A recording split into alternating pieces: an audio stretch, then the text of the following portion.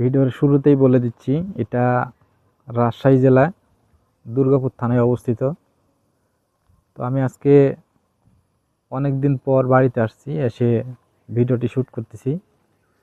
এটা আসলে একটা প্রত্নতাত্ত্বিক মসজিদ। মসজিদটি আসলে কত সালে বা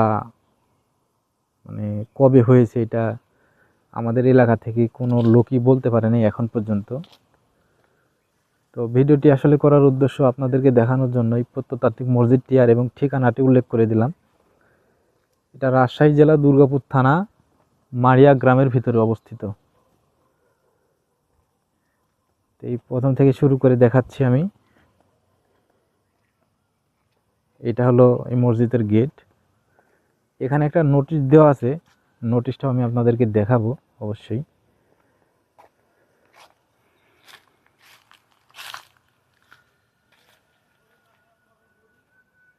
এই যে নোটিশটা দেওয়া আছে, এই যে এখানে 1968 সালের দেখাচ্ছে পুরাকীর্তি, আপনারা একটু পড়ে নেবেন। তো এখানে মসজিদ আছে, মসজিদের কিছু কিছু অংশ বলতে একটা অংশ আলাদা। এটা হচ্ছে মসজিদের পুরো সাইড, এইটুকু পুরো মসজিদের এরিয়া। তো এই মসজিদটি হচ্ছে 3 গম্বুজ বিশিষ্ট, আমি আপনাদেরকে ভিতরে যেয়ে অবশ্যই দেখাবো। আর এটা শুরু থেকে শুনে আসতেছি যে এটা হচ্ছে পরীর ঘর। আসলে এটার সঠিক তথ্য বা সঠিক এখনও সবার কাছ থেকে জানতে পারি নাই, তবে এটা পরীর ঘর নামেই পরিচিত। পরীর ঘর কি বিবির ঘর এরকম। এই যে ভিতরের সাইডটা দেখেন, মাকড়সার আসে ভরপুর হয়ে গেছে। আর এটা হচ্ছে মসজিদের সামনের সাইড। বারান্দায় আগে থেকে প্রথম থেকে শুরু থেকেই আমি দেখছি এখানে কোনো কিছুই ছিল না। তো এলাকার লোকজন এটা আপনার পলিথিন দিয়ে সাপোর্ট করছে আর কি, যেন বারান্দায় নামাজ পড়তে পারে। তবে মসজিদটি কিন্তু এখনও রানিং, মসজিদটি এখনও রানিং আছে। মসজিদে এখনও লোকজন নামাজ আদায় করে। এই হলো মসজিদ। এটা হচ্ছে মসজিদের প্রধান ফটক। আর এটা আমি অবশ্যই আপনাদেরকে ভিতরে একটু দেখানোর চেষ্টা করব।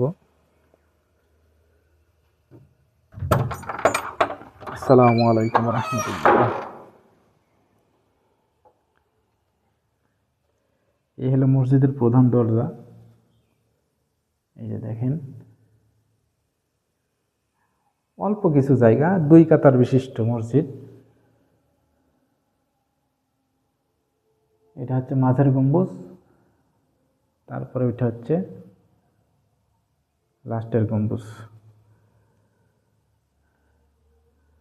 এই মসজিদে এখনও রানিং নামাজ চলে, নামাজ আদায় হয়। আমরা অনেকের কাছ থেকে শুনেছি যে এটা জিনের মসজিদ নামেও পরিচিত। এক রাতের তৈরি হয়েছে বলে এটাকে জিনের মসজিদও বলা হয়।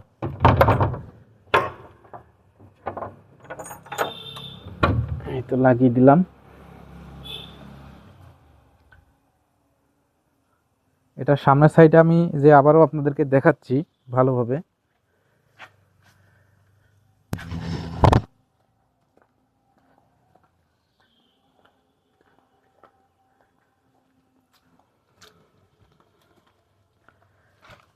মসজিদটি অনেক পুরাতন। মসজিদ নিয়ে অনেক কাহিনী, অনেক কিছুই আছে।